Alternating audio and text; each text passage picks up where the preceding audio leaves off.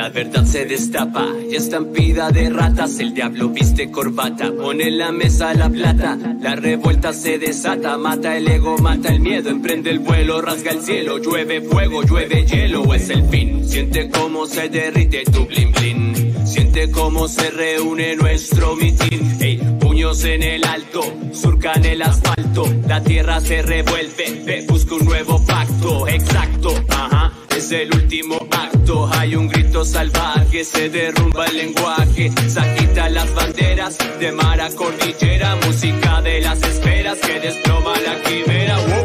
Carnaval, calavera, carnaval, calavera, carnaval, calavera, carnaval, calavera, carnaval, calavera, carnaval, carnaval.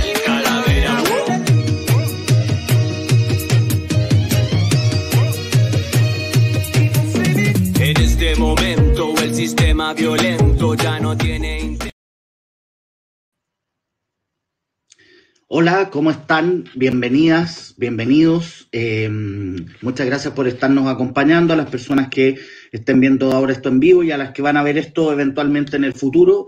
Estamos en una nueva entrega, un nuevo capítulo de Saltar el Torniquete. Estamos muy contentos porque me pasa que al momento de tener que presentar al invitado que nos acompaña el día de hoy, cuesta porque es una persona con una trayectoria política muy importante y al mismo tiempo con una trayectoria intelectual también muy importante. Podríamos decir que en el fondo ha sido un actor relevante de la política chilena en los últimos 35, 40 años por lo menos, y que al mismo tiempo es una de las personas que ha producido una reflexión, tanto individual como colectiva, muy importante para comprender nuestro país desde, digamos, el gobierno de Salvador Allende, la dictadura militar y la transición. Así que desde el punto de vista, digamos, académico, es un economista, doctor en economía, pero también ha sido un, como digo, personaje o persona vinculada y protagonista de la política institucional. Nos acompaña el día de hoy Gonzalo Marne. Hola Gonzalo, no exageremos tanto con la presentación. Aclaro que además pasa una cosa divertida y es que esta tradición que hay en América Latina de ponerle a uno el nombre del padre, en mi caso muy honrado, pero a veces me atribuyen a mí cosas que hizo mi padre, digamos, tanto en cosas escritas como, y ese nos produjo, él falleció ya hace 20 años, pero más de una ocasión se nos produjo alguna situación divertida. Así que, bueno, pero sí, efectivamente he estado metido en política hace hartos años y me encanta la vida académica. Soy profesor universitario en la Universidad de Santiago, clases de economía. Entonces, efectivamente, la trayectoria mía tiene que ver con lo político y tiene que ver con la vida académica, con la escritura, con el intercambio de opinión. Bueno, primero que todo, Gonzalo, agradecerte por haber aceptado esta invitación para que podamos conversar. Saludar también tu humildad y la presentación que hice fue exactamente lo que pienso, digamos, más allá de que obviamente yo sé que da un poquito de pudor escucharlo, pero es cierto que tú eres una persona que ha cruzado la historia chilena de manera más o menos profunda en los últimos años. Como yo te contaba antes de que comenzáramos, una como tradición en este programa es que a nosotros nos interesa mucho conocerte más allá de la persona pública, porque estamos convencidos que la historia, que nuestras experiencias, nuestras vivencias nos van constituyendo en las posiciones e ideas que tenemos. Entonces, a mí me gustaría partir por allí, por el año 71, ¿no? Donde o incluso antes, ¿cómo llegaste a involucrarte en la política estudiantil y por qué tomaste la decisión de hacer eso a través del movimiento de izquierda revolucionario? Claro que sí. Bueno, estamos hablando de una época que es bien difícil de transmitir incluso a los hijos de uno, ¿bien? Porque son muchas cosas que están pasando simultáneamente en el mundo y en Chile. En Chile se produce el gobierno del presidente Frei Montalva, que hace una reforma agraria que provocó una convulsión social tremenda. Y al mismo tiempo hace esto que se llama la chilenización del cobre, que es la nacionalización parcial. Dos cosas que hoy día serían vistas poco menos que como una cuestión terrible, ¿no es cierto? En fin,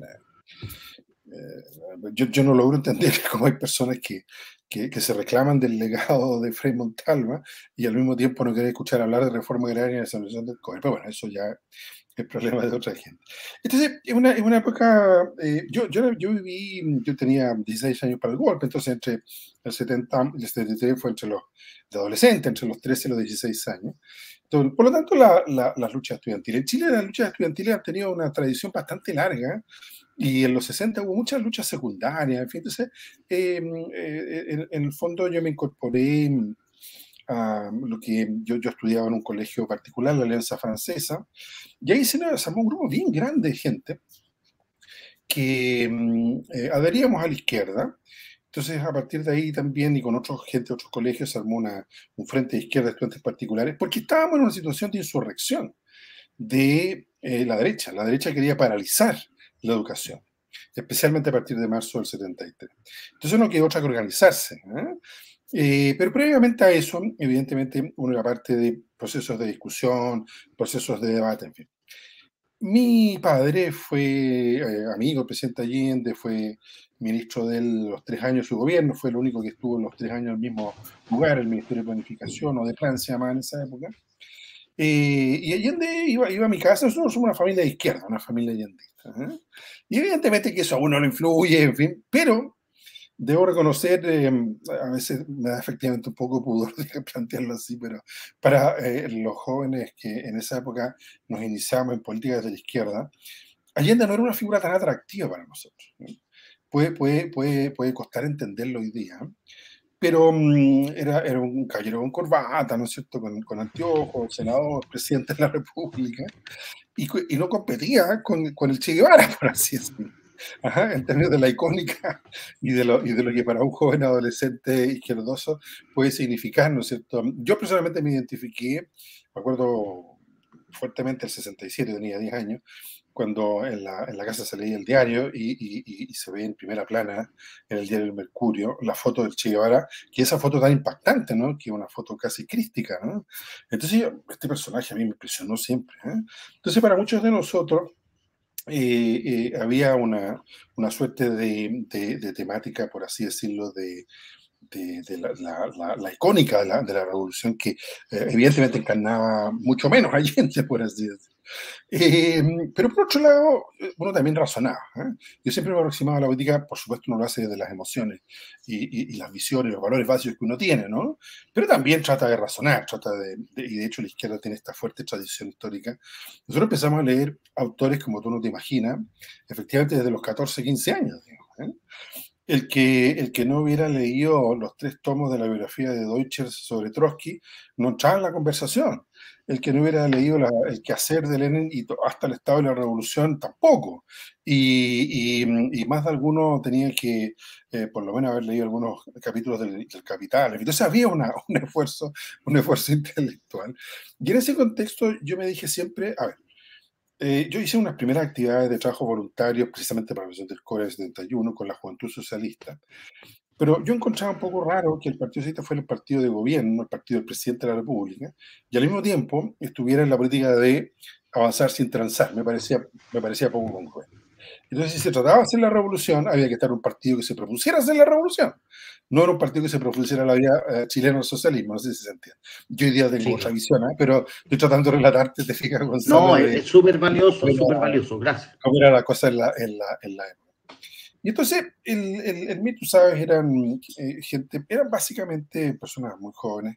Miguel Enrique, estos días se cumplió otro aniversario de su muerte en combate. Miguel Enrique tenía 30 años cuando murió. Y él se hizo cargo del MIR en el 67 cuando tenía 23 años.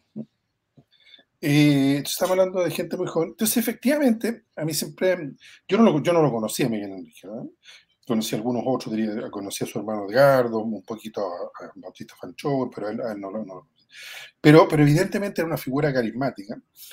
un carisma bastante particular, ¿eh? Porque no era un tipo que vociferara, en fin, sino que era una persona que irradiaba justamente un discurso estructurado y una gran voluntad política. Y entonces parecía bien interesante para un joven como uno, más bien involucrarse en un proceso revolucionario antes que de reforma, con el ícono principal que era el Che Guevara, el gran ícono revolucionario de la época, más que con Allende y con el Partido Socialista, que, sin perjuicio que tenía también el discurso revolucionario, mal que mal el partido del presidente de la República. Yo fui presidente del partido del presidente de la República muchos años después, con Ricardo Lago, y créeme que creo que hay una responsabilidad, uno tiene una responsabilidad si uno está apoyando a un presidente, un gobierno, tiene que hacerse cargo de ese tema.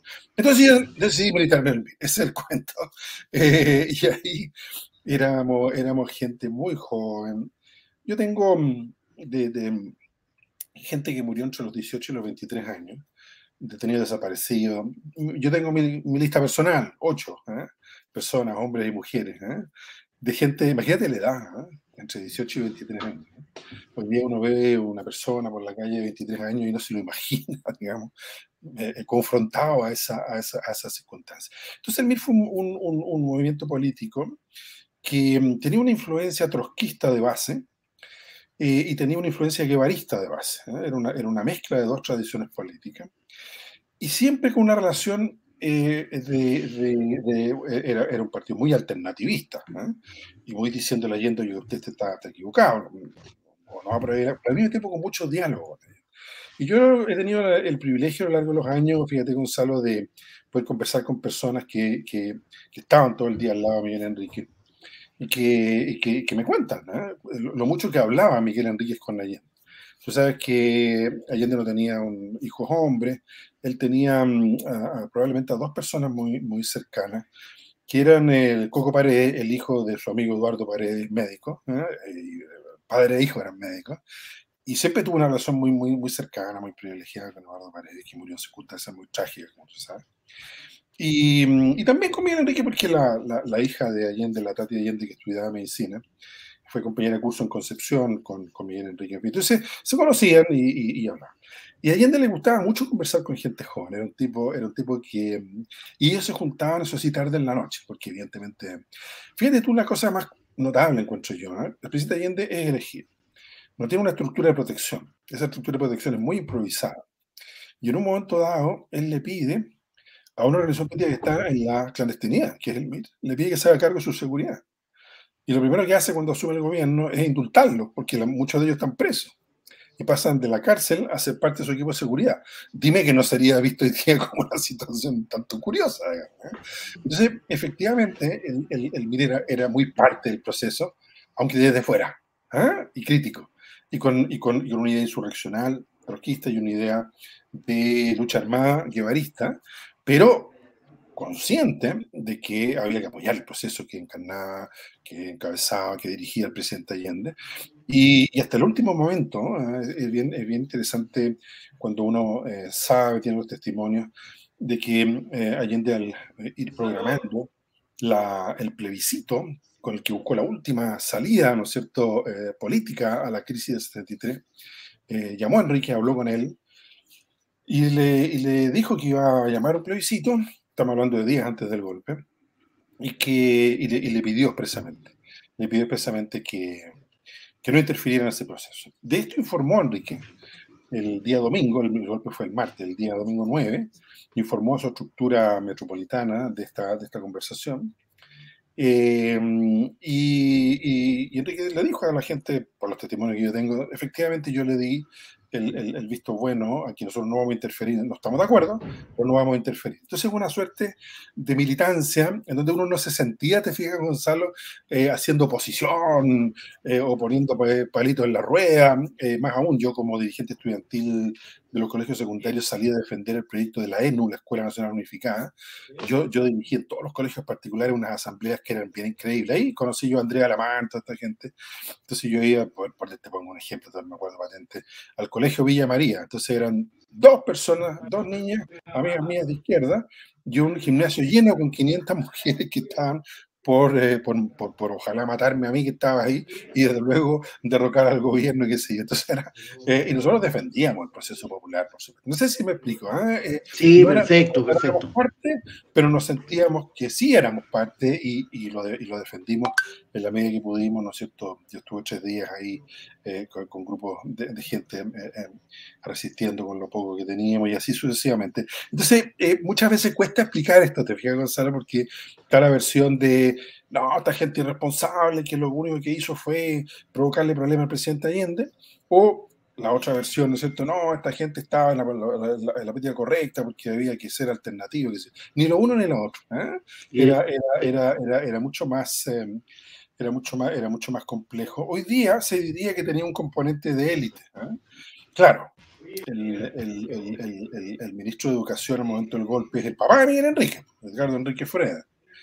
Pero Edgardo Enrique era un gran personaje de la vida nacional. Y Miguel Enrique, entre comillas, no tenía la culpa de ser su hijo.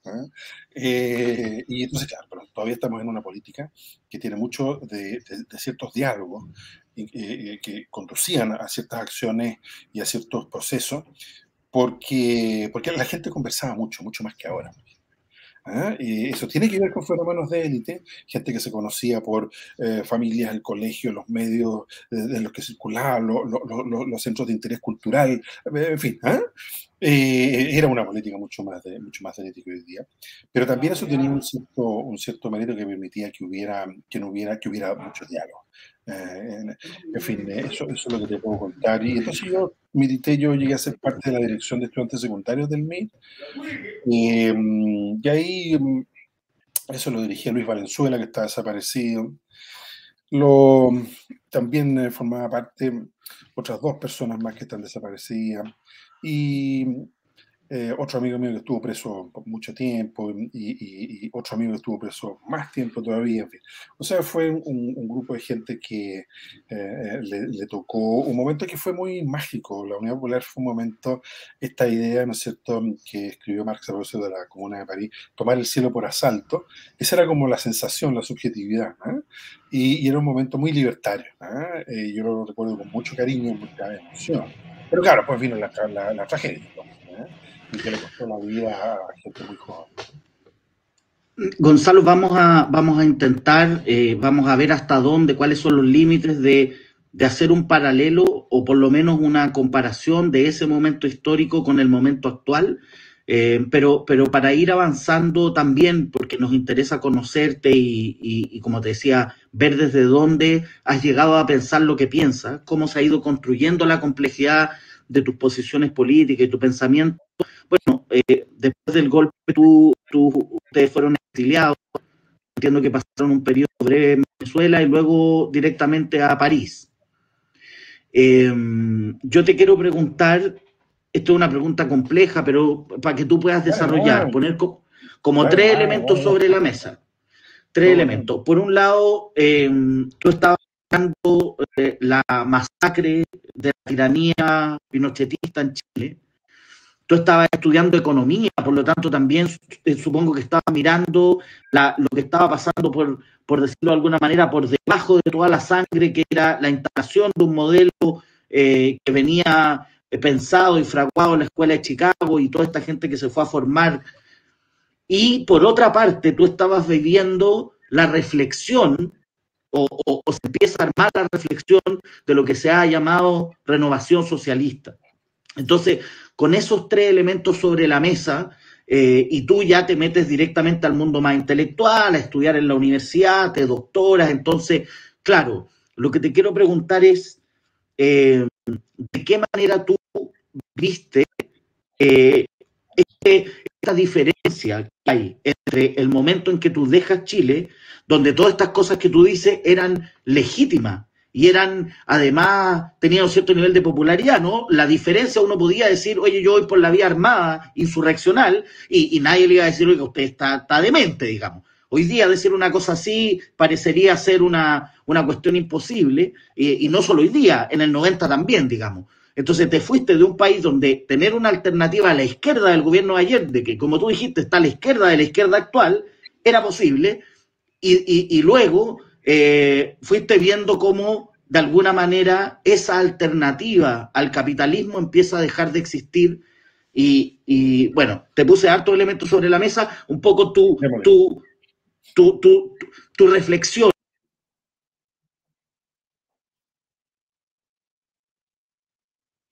Démosle. ¿Se está escuchando? Porque no te estoy escuchando yo, Gonzalo. No te estoy escuchando yo, pero tú me escuchas, parece. Ahí está. Y ya. Bueno, efectivamente, ¿qué es lo que nos pasó mucho? El tema de sostener en términos hipotéticos deductivos el siguiente razonamiento.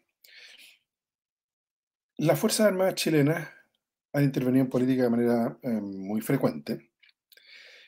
Esas Fuerzas Armadas, de acuerdo a un enfoque leninista clásico, digamos, nosotros decíamos, va a defender los intereses de la clase dominante. Y por tanto, el programa de la Unidad Popular, más allá de su contenido específico, que apoyábamos, en fin, sosteníamos nosotros que iba a generar una reacción por parte de los intereses afectados internos, la oligarquía agraria, la burguesía industrial y comercial, la burguesía financiera, bancaria, porque fueron objeto de expropiación, y al momento en que se nacionaliza el cobre y otras riquezas, pero también algunos servicios básicos como la telefonía, la ITT, en fin. Entonces, sosteníamos, esto va a provocar una reacción de intervención externa. Entonces, el razonamiento era, esto no va a poder resultar porque va a provocarse una reacción que va a ser imposible mantener en cauces democráticos el proceso. Este planteamiento, yo creo que si tú lo escuchas en términos lógicos, suena bastante razonable, entre otras cosas porque así fue, digamos, Estados Unidos lo que hizo fue desde el primer día, en un razonamiento muy impresionante que está relatado en los 2 tomos de las memorias de Kissinger, donde él sostiene que no era posible dar curso a esta experiencia en Chile, no tanto porque hubiera un interés en el cobre, que lo había, digamos, de orden estratégico, pero el cobre tenía, digamos, había otras fuentes de abastecimiento, sino que Kissinger dice esto puede tener efectos en la política europea, especialmente en Italia y en Francia, y que se urgiera entonces, claro, la llegada de coaliciones de socialistas y comunistas al poder por la vía electoral. Entonces, sostiene Kissinger que eso podía provocar un efecto dominó que era demasiado peligroso. Y se produce una intervención tremenda, que incluso cuando uno conversa con norteamericanos, incluso no necesariamente muy progresistas, la verdad que tiene bien poca explicación. Hay un autor que se llama Carlos Basso, un periodista que se puso a estudiar los informes norteamericanos, tú sabes, que publican los archivos, en fin, parte de ellos por lo menos. Y entonces, bien increíble los informes, o se les armó una discusión con el jefe de estación de la CIA en Chile en el 70, que había provocado el golpe de Estado en Irán, como sabe, del 53, o sea, no era un niño de pecho, ¿eh? Y ese señor dice, yo he investigado la biografía de Allende, he visto, y no me parece que aquí esta cosa... Y desde Estados Unidos, desde la central y desde el gobierno, desde Nixon directo y personalmente, muy influenciado, ¿no es cierto?, por gente como Agustín Edwards, ¿verdad?, como se sabe, da la orden de, por todos los medios, impedir que llegue al poder Allende y luego que se consolide en el poder. De modo que el razonamiento era correcto, eso iba a ocurrir. Y luego, no hablemos, ¿no es cierto? Hay se vio la batalla de Chile hace poco, ¿no? El capítulo muy bien nombrado, ¿verdad? La insurrección de la burguesía, que fue hecha de manera muy inteligente, etcétera, etcétera. De modo tal, entonces, que ese razonamiento era. Pero por otro lado, también es cierto que los grandes procesos de cambio requieren de mayorías sociales muy contundentes y de, en algún sentido, modular tales o cuales aspectos de la acción política para sostener esas mayorías frente a enemigos tan poderosos. Entonces, yo creo que los 2 argumentos son válidos. Pero a mí hay una cuestión que me generó una reflexión ya más personal e íntima. Nosotros tuvimos 3 días con unas poquitas armas, con unas granadas que las armamos el 11 en la mañana, completamente artesanales. Y entonces, cuando uno vive la experiencia de tratar de enfrentar a un ejército prusiano de 60.000 hombres como el chileno, perfectamente jerarquizado y perfectamente, incluso cuando en ese ejército hubo, como sabemos, ¿verdad?, bueno, 2 comandantes en jefe asesinados, digamos. Schneider y Prats. Pero al ver, cuando uno ve cómo opera ese ejército, entonces el tema de la lucha armada deja de tener un carácter teórico o de las simplificaciones. El ejército de Batista y el ejército de Somoza no tienen nada que ver con el ejército chileno. Entonces yo empecé a reflexionar un poco sobre eso. Y entonces, claro, aparecían entre medio de las lecturas de Gramsci, en donde la tesis de Gramsci era, contrariamente a la tesis leninista, del asalto al poder, digamos. Lenin tenía que era un pensador muy amplio, pero tenía un tema muy fuerte y muy duro con que había que avanzar, y la vanguardia política era para eso, avanzar a la toma del poder, y a partir de ahí ver qué se hacía, digamos. Gramsci tiene esta otra visión. Mire, que Constitución no se saca nada con tomar el centro del poder administrativo, así que no se acompaña esto. Estamos hablando de un italiano que tiene a la Iglesia Católica de por medio en su sociedad, ¿verdad? Entonces Gramsci reflexiona y dice, bueno, aquí se necesita formar un bloque histórico y establece la noción de hegemonía. Se necesita no solo palancas de poder administrativo o fáctico, sino que se requiere que una sociedad acompañe en su conjunto los cambios. Entonces la idea de que no era tan sencillo decir, bueno, aquí hay que enfrentar el peligro de una dictadura y luego la dictadura propiamente tal, y punto. Y luego hacer la reflexión sobre, entonces, bueno, ¿qué hacemos? Y eso fue lo que en el exilio provocó enormes discusiones y debates sobre cómo enfrentar a la dictadura. Yo soy de los que llegó por la experiencia de estar en el frente del golpe y ver caer a mis compañeros, ver cómo llegaban desde las cárceles, también al exilio, conversar con ellos, ir viendo el proceso. Elvira organizó, y ahí fue mi ruptura ya definitiva, organizó una operación retorno a partir del año 76 en adelante, que no tenía ninguna condición práctica.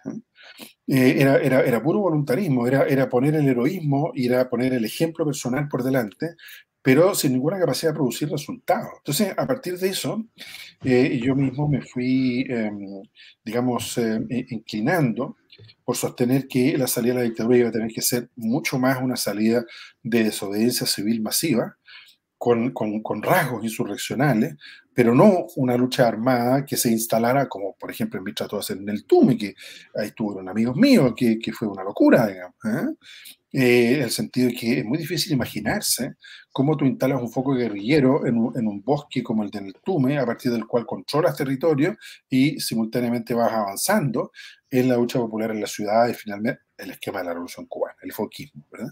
Entonces yo decía, pero esto no tiene ni pies ni cabeza, digamos, Aquí hay que apostar, y eso significaba al mismo tiempo una reflexión sobre la política de alianza. Aquí había que buscar todas las alianzas posibles. Recordemos el rol que hoy día se perdió, desgraciadamente, en la historia, pero el rol muy importante de la Iglesia Católica, del Comité Pro Paz, de otras iglesias, que fueron súper decisivos para no solo proteger muchas vidas, y ellos salvaron muchas vidas, y creo que la izquierda chilena estará siempre eternamente agradecida por quienes nos acogieron en el exilio, pero también por quienes hicieron cosas muy importantes para salvar muchas vidas, ¿verdad? Y para acoger a muchas personas que fueron víctimas. Entonces, la idea de ampliar los espacios de acción política, de recomponer lo que el pueblo de Chile sabe hacer muy bien, que es organizarse socialmente, pues bien, eso fue generando la idea de que, uno, no había que insistir en un esquema de derrota a un ejército prusiano de 60.000 hombres a través de un foco guerrillero, que eso no tenía ningún sentido. Que lo que había que generar era una situación de movilización de masas que fuera capaz de generar una situación de desobediencia civil y, en el fondo, de incapacidad de gobernar por parte de la dictadura, no por las armas, sino que por incapacidad social de gobernar, y que eso suponía generar un cuadro de alianzas políticas lo más amplias posible. Entonces eso obviamente ya generó una discrepancia, y de hecho a mí, por decir estas cosas, en el MIR me echaron por socialdemócrata, esas fueron las palabras empleadas. Yo me sigo considerando revolucionario hasta el día de hoy, como decía Eugenio González, revolucionario en los fines y democrático en los métodos. Eugenio González es el gran pensador de los años 40 y 50 del socialismo chileno. Él es el inspirador, en realidad, teórico de la vida chilena del socialismo de Allende. Allende y él no tenían un contacto tan estrecho, pero claramente el gran pensador del socialismo chileno es Eugenio González. Entonces, bueno, a partir de ese proceso en el exilio, se produce este fenómeno muy curioso. El Partido Comunista Chileno, que era un partido muy lejano a la Revolución Cubana, completamente distante de cualquier idea de lucha armada, muy vinculado a la Unión Soviética. El chiste era, ¿no es cierto?, que si llovía, si estaba nublado en Moscú, llovía en Santiago, ¿no es cierto? Y entonces, efectivamente, la idea de la coexistencia pacífica, de que esto más o menos era algo que más o menos les pertenecía a los norteamericanos, que no había que meterse mucho, era un partido comunista que no estaba para nada en la radicalidad que conocemos, que tu generación, te fijas, Gonzalo, conoce, o que conoció en otras épocas. Entonces, el PC se va radicalizando, tiene que ver con cambio en la propia Unión Soviética, y muchos de sus cuadros son formados militarmente y van a la lucha armada, a la lucha guerrillera a Nicaragua. Ahí ya van muchos, hay socialistas también, pero muchos menos. Y prácticamente no van milistas, o muy pocos, digamos, ¿no? Entonces, el PS y lo que se fue llamando después el MIR político van a evolucionar hacia una idea más gramsciana, más, de alguna manera retoma con las raíces trotskistas de lucha de masas, digamos, y una política de enfrentamiento a la dictadura que busca no la confrontación militar, sino que hace imposible la reproducción práctica de la dictadura en la vida cotidiana. Y es la idea de la huelga general, por así decirlo. Y ahí entonces se cruzan. Yo tenía ocasión de conversar esto con Guillermo Teller. Yo le dije, bueno, mira, aquí el problema que hubo en Chile es que la izquierda socialista, el MIR, pasaron de la lucha armada a una visión de otro tipo, y el Partido Comunista pasó de una visión de coexistencia pacífica, institucional, a la lucha armada. Entonces nos cruzamos en el camino, y eso generó que la transición se hiciera con la izquierda dividida. Y evidentemente una izquierda dividida es una izquierda que es débil, y que evidentemente entonces fue la transición hacia la derecha. De modo tal Gonzalo, que, perdón, dale. no, perdona, porque son cosas que se conectan entre sí. Pero por favor, interrúmpeme todo lo que quiera, porque si no, esto se hace muy, muy largo. No, es súper valioso lo que me estáis diciendo y me provoca a hacerte una provocación que Claro. va a ser, espero que sea tomada con toda la altura política y tú me estás describiendo una transición, en el buen sentido, de los métodos de lucha. Yo, en el fondo, esto es una constatación empírica de lo que ocurrió, digamos, habían distintas posiciones, etc. Ahora, paralelamente a eso, yo te quiero preguntar, Gonzalo, si hubo también una transición en el objetivo de la lucha.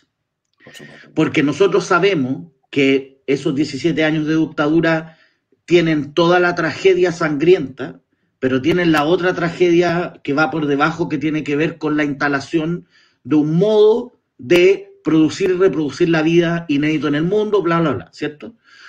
Y la pregunta que yo me hago es, ¿ocurrió también, viste tú, fuiste parte, cuál fue tu reflexión de una transición también en el modo en el cual, o lo que se ponía frente a eso? Te lo puedo decir de manera más directa para que sea una provocación verdaderamente. Asumieron que frente al capitalismo no hay ninguna alternativa y que lo único que queda es tratar de humanizar el capitalismo, y ese fue el proyecto político de la concertación. En la idea vingueriana de decir, mira, acá de lo que se trata es de poder mantener el modelo que se ha puesto a nivel económico y entregarle la legitimidad que requiere, democratizarlo, puede tener matices, pero manteniendo, digamos, la centralidad del capitalismo como única alternativa. Yo lo que te puedo testimoniar es que la generación de dirigentes socialistas que siguieron siendo relevantes en los 70 y los 80 incluyeron a Carlos Altamirano y Clodomiro Almeida. A ninguno de los dos le escuché jamás decir lo que tú dices. Nunca.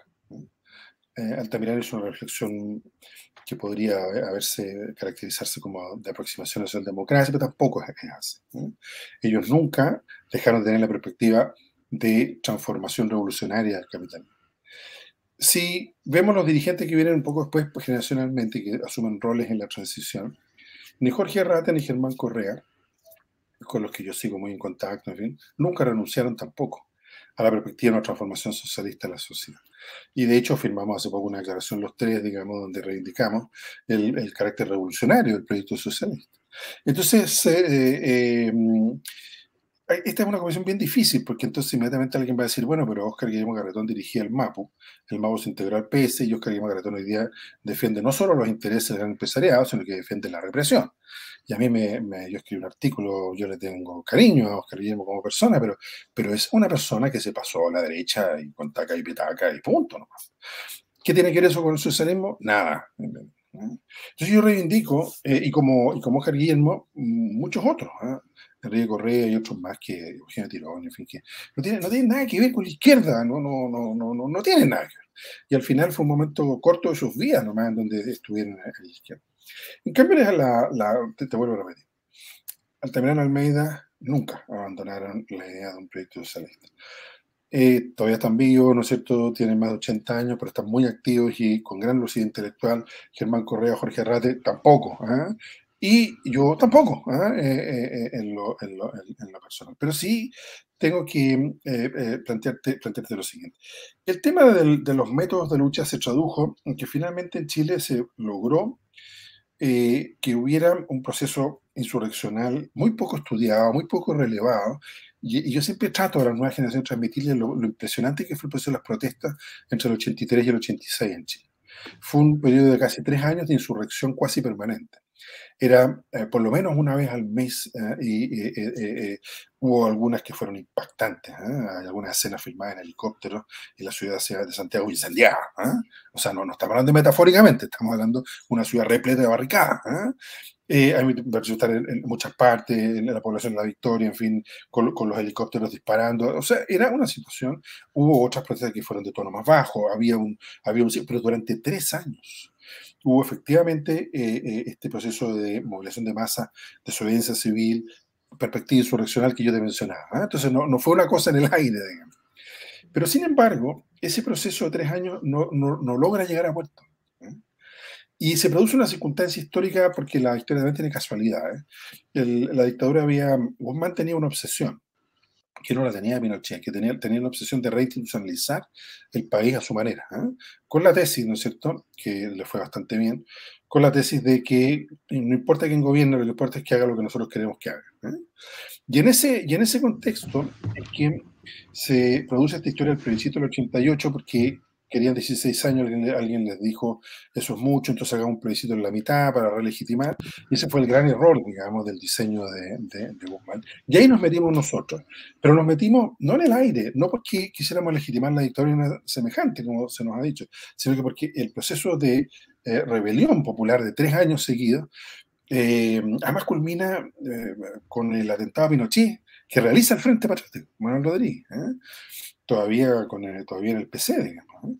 Y eso provoca, ¿no es cierto?, bueno, los asesinatos que sabemos, y provoca un repliegue muy fuerte de la movilización popular. Entonces ahí entramos a este dilema: lucha armada, lucha de masa, protesta popular, búsqueda de tomar el poder.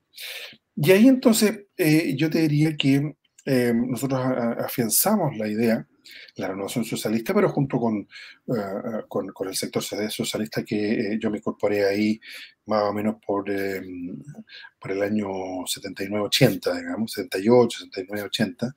En Francia ya teníamos algunos grupos. Cuando pude volver a Chile el fin del 80, estaba en este proceso que se llamaba la convergencia socialista, pero también en el mundo almeidista había esta reflexión. Con lo cual, se produce el segundo gran debate. En ese momento se produce la invasión a Afganistán en el 79, de la Unión Soviética. Y el Partido Socialista de Almeida aprueba la invasión a Afganistán, cosa que no había hecho el Partido Socialista ni con Hungría el 56, ni con Checoslovaquia el 68.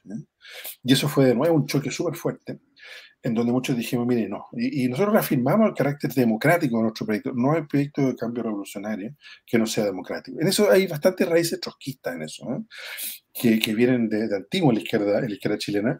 El trotskismo está identificado desgraciadamente como grupos sectarios, unos grupos chicos, medio que repiten cosas sin saber mucho lo que están hablando. En cambio, Trotsky fue con Lenin, el autor de la Revolución Rusa del 17, un gran personaje.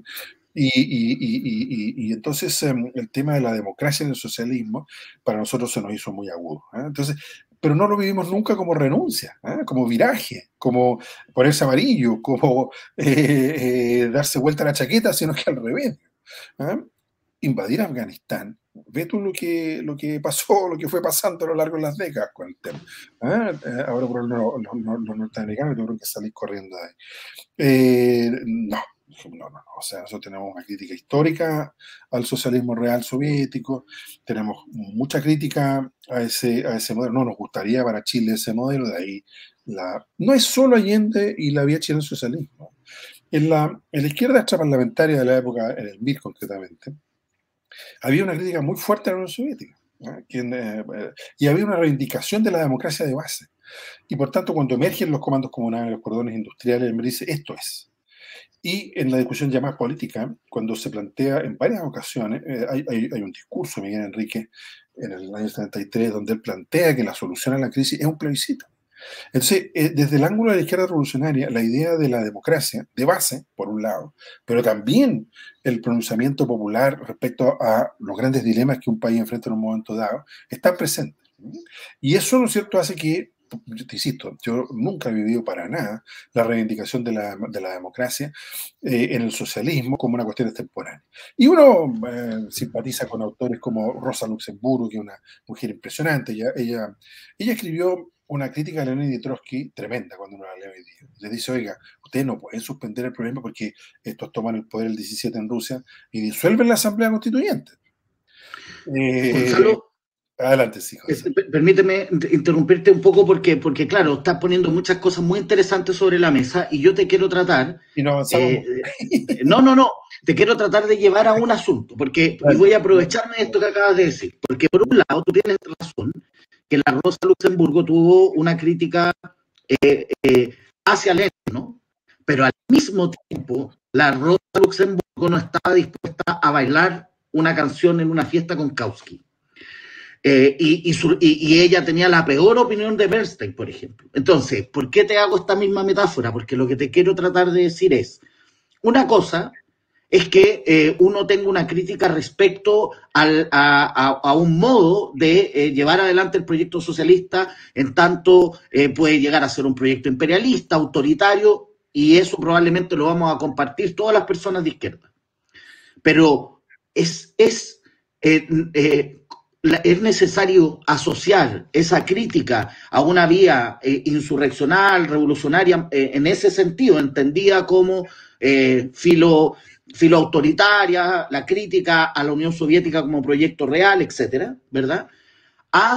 Y a eso es donde yo te quiero llevar, porque siento que, entre comillas, en buena onda, me hiciste una trampita, pues me mandaste algunos personajes que yo comparto, que se han mantenido históricamente tratando de ser de izquierda, y me nombraste, digamos, a los que se dieron buenas, pero no me nombraste, más allá de las personas, yo tengo el proyecto, no me nombraste a Ricardo Lago, Eduardo Frei, que son las personas verdaderas, Patricio Elwin, que son las verdaderas, las personas que como rostro realmente representan el proyecto. Entonces lo que te quiero decir es, la pregunta que yo te hago es tu opinión, siendo parte de eso, pero siendo después crítico de eso también.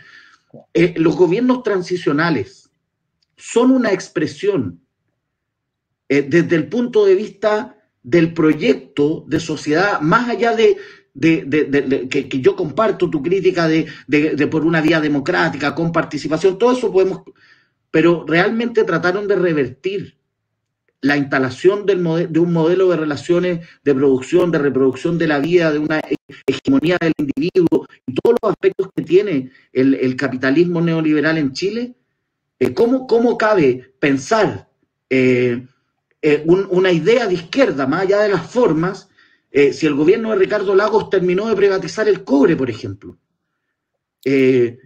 Pasó que en algún momento, y esa es la pregunta, ese campo, que yo sé que es diverso además, que tiene matices, pero que fue la concertación, se compró esta idea de socialismo, perdón, de idea social de mercado, donde en el fondo, mire, el capitalismo no hay una alternativa, sino que lo que tenemos que hacer es humanizarlo, democratizarlo, más allá de la forma, sino que en el contenido económico del proyecto concertacionista. Sí, te va a parecer insistente de mi parte, pero déjame retomar a Rosa Luxemburgo. Ella, junto con hacer esta crítica a Lenin y Trotsky, muere a los pocos meses encabezando una insurrección. Entonces no sé, ¿qué es la gran lección de Allende? ¿No? Tener un proyecto democrático de izquierda, de transformación revolucionaria de la sociedad, reivindicar la democracia, no significa conceder al orden existente una capacidad de perennizarse. ¿Eh? No era el enfoque ni de la Rosa Luxemburgo, te repito, ella murió después de la represión, de un ministro de Interior socialdemócrata, de hecho sea. ¿Sí? Pero ella encabezó una insurrección. Entonces, Allende ¿cómo muere? Muere en la moneda, diciendo, mire, yo no me voy a apartar, yo no voy a pactar, ni me van a apartar, ni de mi condición de presidente electo por los ciudadanos, ni de mi proyecto histórico. Y yo muero aquí, defendiéndolo. Entonces, ojo con, desgraciadamente, la izquierda chilena se tiende a confundir la radicalidad de las actitudes con la radicalidad del proyecto. Y a su vez la radicalidad del proyecto tiende a confundirse a veces con modelos que son claramente dictatoriales y que históricamente han demostrado ser opresivos directamente. ¿Opresivos de quién? Del trabajo, de los obreros, de las mujeres, de quienes se supone que son el sujeto del cambio revolucionario. Por lo tanto, en eso, déjame retomar el hilo. Evidentemente la concertación era un pacto para salir de la dictadura. No se propuso en momento alguno avanzar a un cambio de estructura social, ni menos aún un cambio sistémico, ni menos aún abolir el capitalismo. Y ahí es donde empieza toda esta ambigüedad de la discusión, ¿verdad? Es que la concertación no hizo, pero si nunca la concertación estuvo llamada a hacer eso, por favor. La concertación tenía, en mi opinión, dos tareas principales. La primera, terminar con el veto oligárquico instalado en las cadenas, en los candados de Jaime Guzmán en la Constitución del 80. Era una tarea de orden institucional en primer lugar. Y en segundo lugar, revertir en mecanismos, si tú quieres, más bien clásicamente socialdemócratas, revertir la inmensa concentración del ingreso y la desigualdad subsecuente en los ingresos. Y punto.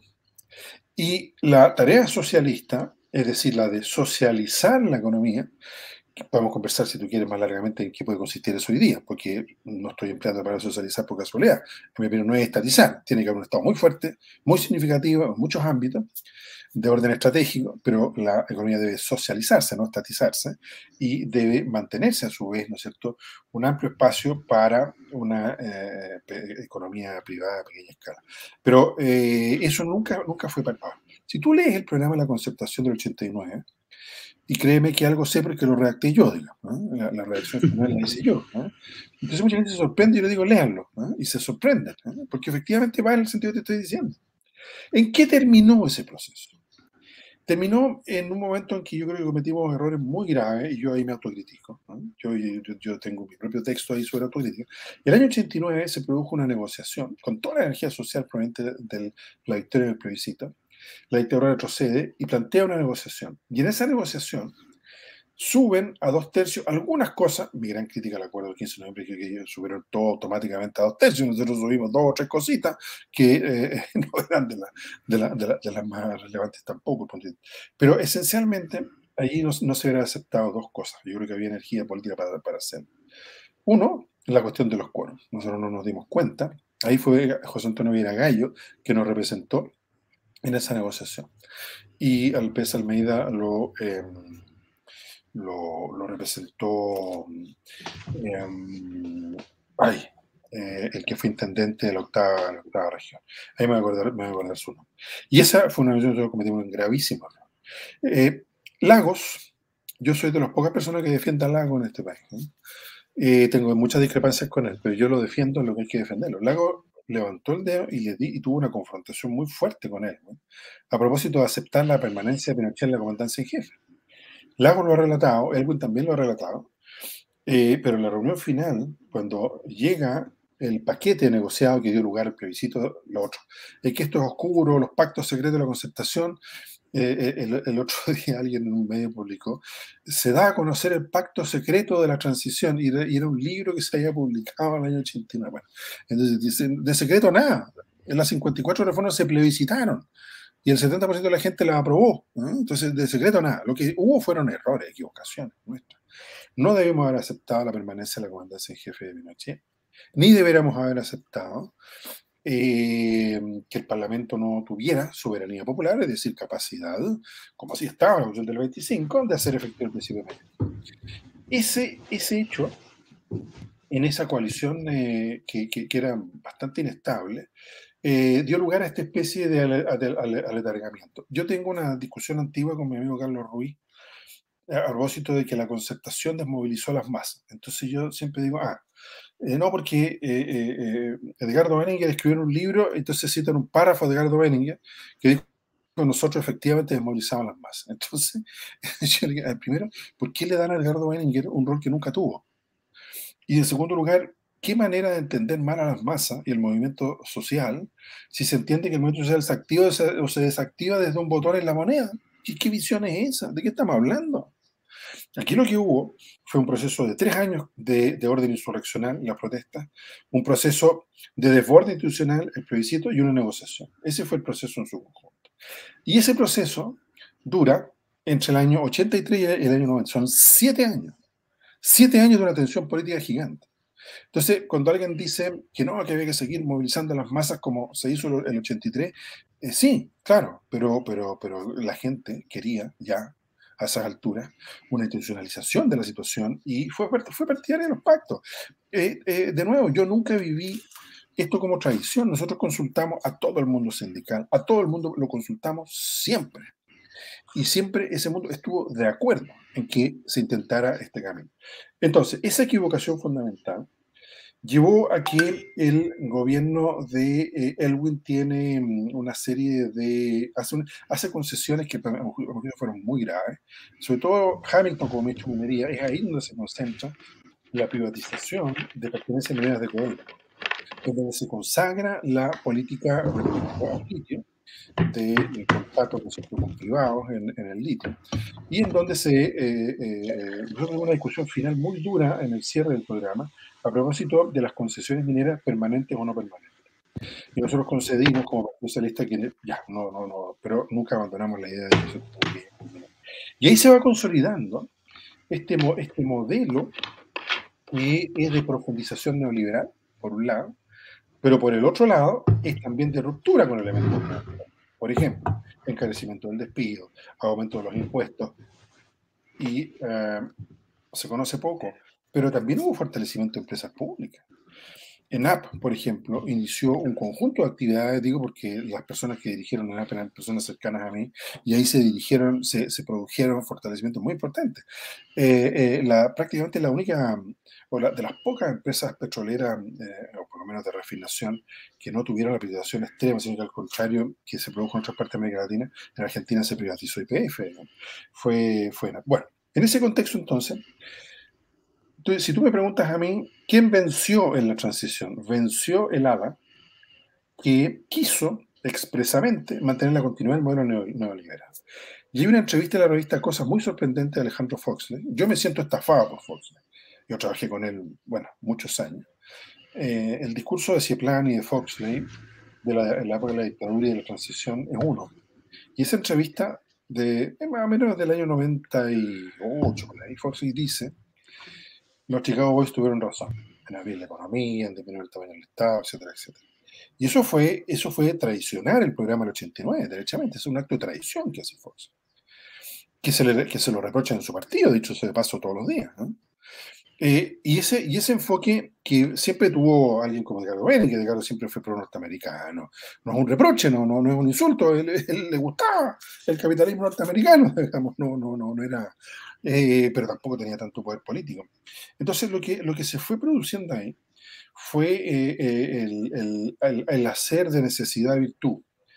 Pactos muy complicados para ir saliendo de la situación de dictadura, malas negociaciones, fortalecimiento de los sectores que lograron mantener una institucionalidad estancada, sin prevalencia de la mayoría popular, y al mismo tiempo un proceso de acumulación capitalista brutal y de concentración económica brutal y de extranjerización de la economía brutal, en la minería en particular. Luego, la privatización de la sanitaria. El que privatizó la sanitaria fue Frey. Lagos se opuso. Lagos no privatizó ninguna sanitaria. El que diga eso simplemente no está diciendo la verdad. Lagos hizo un proceso de concesión de sanitaria. Sistema de concesiones que existen en países como Francia, por ejemplo, del siglo XIX. ¿Y cuál es la virtud, cuál es la ventaja de la concesión? Que tú la reviertes el día que quieras. Yo creo que, y se discutió en el caso de la sanitaria de Osorno, ¿verdad? que por mal servicio, etcétera, etcétera, tenía que volver a manos del Estado. Ese esquema es un esquema que no tiene nada que ver con lo que hizo Frei. Frei privatizó el sistema potable en Santiago, en Valparaíso y en Concepción.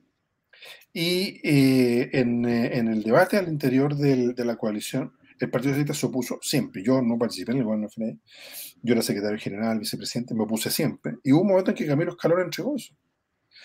Pero Lagos nunca. Lagos, incluso en su gobierno, como digo, entró en otro esquema. Entonces, hubo aquí, se aceptó, pasó el proceso de la Revolución Socialista a aceptar una mera estrategia de organización del capitalismo. No, ¿no? La Revolución Socialista en estas materias mantiene la idea de la democracia de base, de la economía social, no de mercado, de la economía social y solidaria, como democracia de base, economía social y solidaria, resolución de los grandes temas, por ejemplo, lo que se está discutiendo estos días. Esto de los plebiscitos dirimente es la quintesencia de esta idea que fue cercenada en el 73, que el pueblo decía. Y en materia económica, socialización. Un fuerte rol del Estado y también un cierto rol para el sector privado. Eso, muchos, cuando yo te hice la lista de las personas que no nos hemos mantenido en esa idea, tú dices, chuta, pero me hiciste una trampa porque los otros. Bueno, pues que los otros están en otra cosa. Y entonces, Ricardo Benninger siempre estuvo en otra cosa. Ricardo Lagos no. Ricardo Lagos es un personaje más complejo en eso. No nos olvidemos la tesis que hace en la Escuela de Derecho, se publicó como libro después, contra los grandes grupos económicos, donde llama a socializarlo. Él después, y sobre todo últimamente, yo ya he tenido mucha distancia con él porque él se volvió alguien que no ha intervenido como corresponde, yo creo, frente a este gran fenómeno de la sociedad, que es la concentración económica. Pero no le atribuyamos a Lagos, ¿no es cierto?, la privatización de las cosas que hizo la dictadura y que hicieron otros actores, especialmente Frei. El gobierno de Frei fue un gobierno muy complicado. Y yo creo, retrospectivamente, que ahí nosotros debemos habernos salido de la coalición, haber roto la coalición. Pero no teníamos todavía la fuerza institucional suficiente.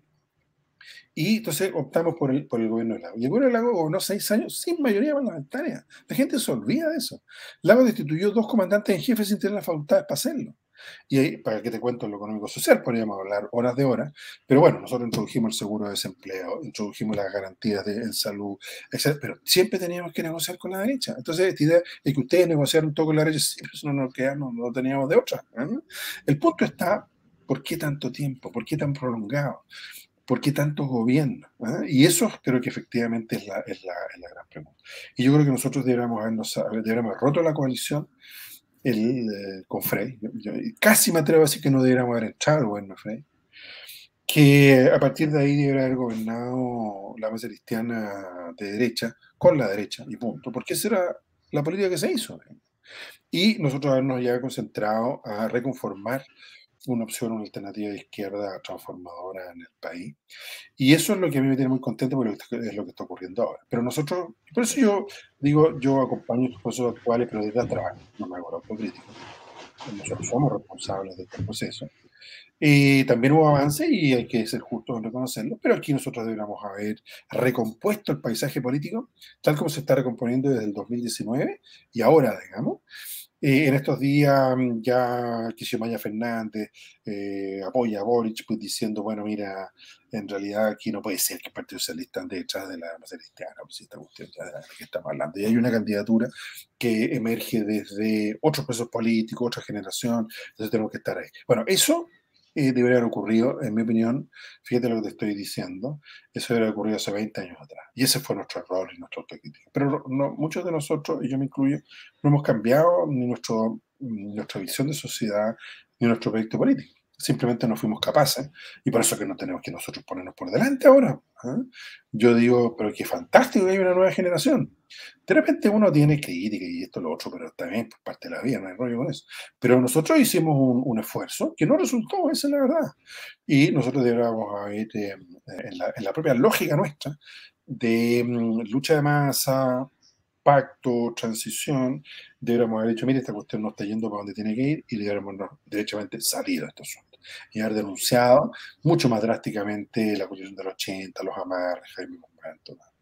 Esa es mi visión del asunto, Gonzalo. Gonzalo, a mí me Con parece... tiro.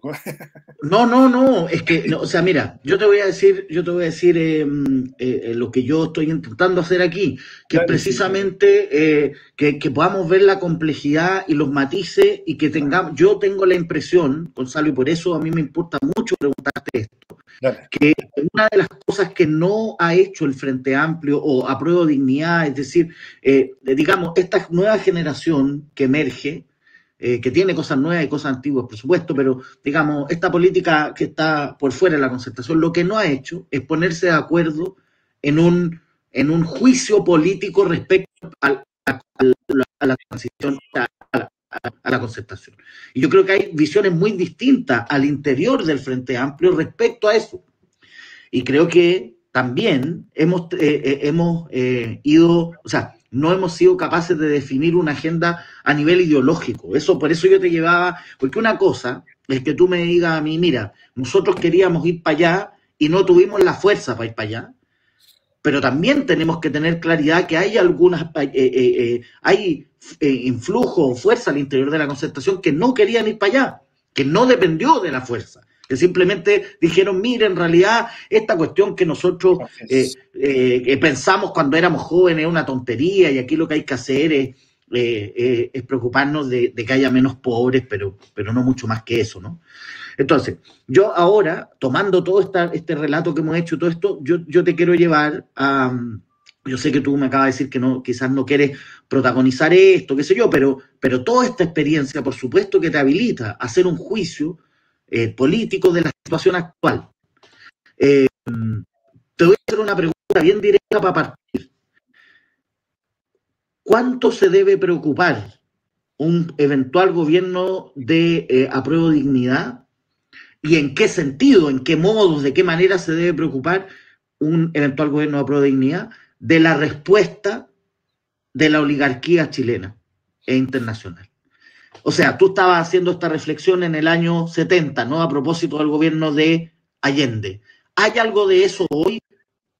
Podemos decir, no, si esto va a ser todo buena onda.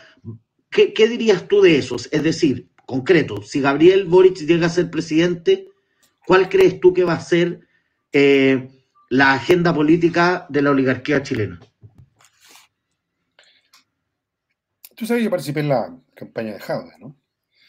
Sí, claro. Y me impresionó mucho la virulencia anticomunista. Yo nunca he sido comunista, no lo voy a hacer nunca tampoco, no comparto su visión de sociedad. Pero le tengo mucho respeto al Partido Comunista chileno, ¿no? Como expresión política prolongada en el tiempo. Y le tengo mucha... Creo que es un partido auténticamente nacional y que tiene un rol muy fuerte de convicción. Yo no tuve ningún problema en apoyar a Jadwe, que se había ganado un liderazgo, creo yo, muy legítimo en la izquierda.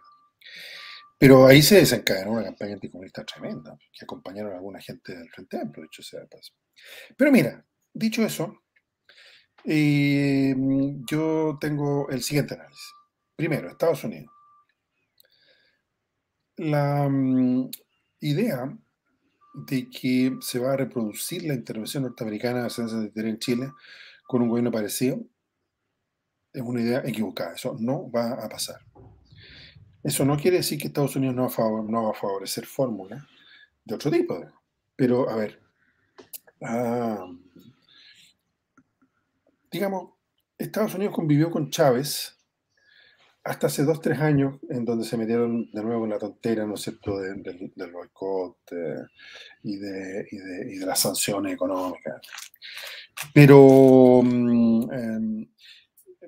cuando nacionalizamos el cobre en el periodo de la Unión Popular, no solo Estados Unidos dejó de comprar cobre, sino que persiguió a todos y cada uno de los circuitos de comercialización del cobre chileno en todo el mundo.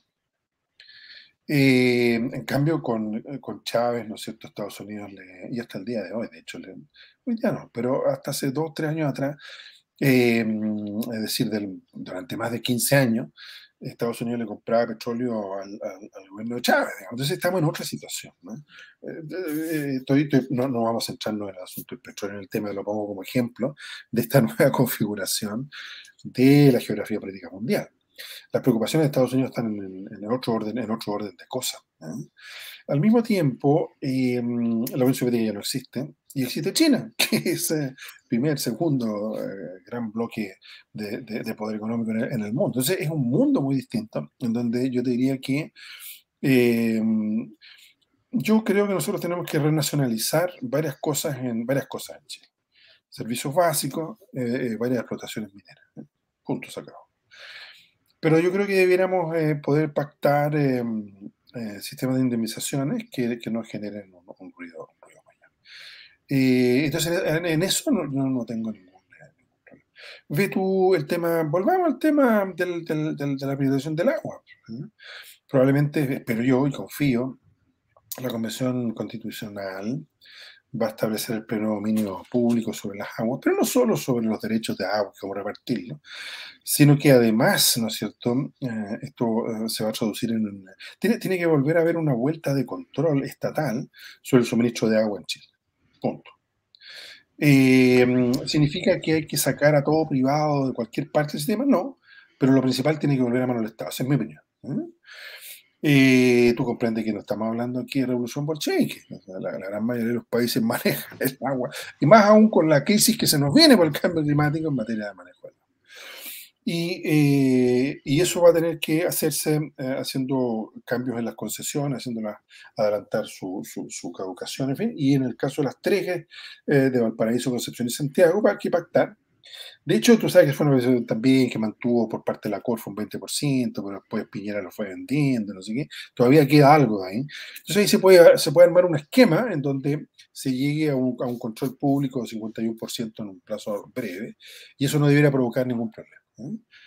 De modo que no veo al imperialismo norteamericano, ahí estoy ironizando un poco, digamos, haciéndolo al 70-73, que ya en la época fue una locura, desde el punto de vista de los analistas norteamericanos actuales.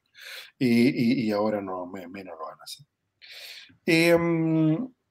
La reacción interna, en cambio. Hablemos de la extrema derecha. La extrema derecha fue Patria y Libertad, ¿no es cierto? A mí me impresionaba mucho, bueno, tú sabes, bueno, no tienes por qué sabes, pero a nosotros nos pusieron una bomba en la casa el 2 de septiembre del 73. Yo me salvé porque me levanté del lugar donde estaba y explotó la bomba 30 segundos después. Y eso lo puso Patria y Libertad, eso lo sabemos nosotros, ¿no? Roberto Time estaba a cargo de todos los operativos en la materia. Yo no he hablado nunca con él, no lo conozco, pero él ha hecho un proceso que a mí me impresiona, digamos. Él es un tipo que tenía ideas nacionalistas, no sé qué, y el tipo dice, pues una vez me escribió diciendo que compartía planteamientos. Bueno, pero tú entiendes que esa extrema derecha que nos ponía bombas en las casas a nosotros, porque eso era, ¿no? A mí cuando este discurso antiélite me molesta un poquito, porque las élites de la izquierda han hecho más de un sacrificio. Son muchos cientos de muertos, ¿no? Como para así alegremente, no, ustedes son de la élite, sí, claro, de la élite que empezando por Allende y tantos otros, Miguel Enrique y los demás, ¿no es cierto?, pusieron su vida por delante. Entonces, bueno, por eso un pequeño paréntesis más personal. Pero mi impresión es que este señor Casta, ahora no sé quién, mira lo que te voy a decir, es un poquito de papel la cuestión. No son los de Patria y Libertad de esa época. Esa gente fue y mató al comandante Araya en su casa. Esa gente fue y mató al general Schneider en el año 70. Esa gente empezó a poner bombas en todas partes, ¿no es cierto?, a volar puentes, que se y empezó a poner bombas en casas de los dirigentes de izquierda, del ministro del presidente Allende, etcétera, etcétera. Yo no veo ese proceso. Hay gente, de hecho, yo conozco más de algunos, digamos, gente de discurso extrema derecha, pero no los veo haciendo eso. ¿Por qué? Porque este gran fantasma, hay una historiadora francesa que me gusta mucho y que ha escrito sobre esto, lo que llama el fantasma de desposesión, que es típico de los colonialismos, ¿no?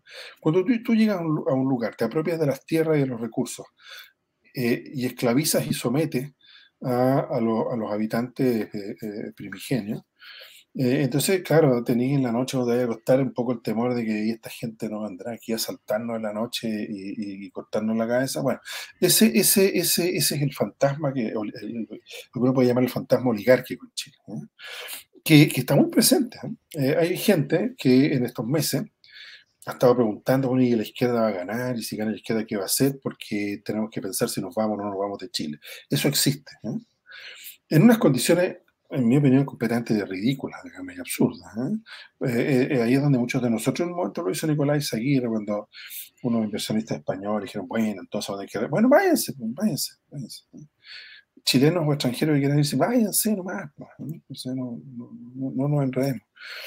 Aquí no va a haber, como tampoco lo había en la época de López, pero ahora menos que nunca, una amenaza de vida o muerte, como pretenden construir, porque eso es lo que, fíjate que para el golpe, Gonzalo, tú eres muy joven, pero hubo, no sé si millones de personas, pero muchas decenas de miles de personas que estaban convencidas de que estaban en las listas del Plan Z de la Unidad Popular para ser asesinadas.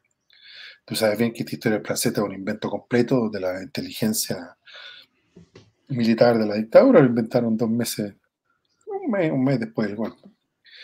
Y hay gente que hasta el día de hoy está convencida de que la Unidad Popular los iba a matar porque estaban en la lista del Plan Z.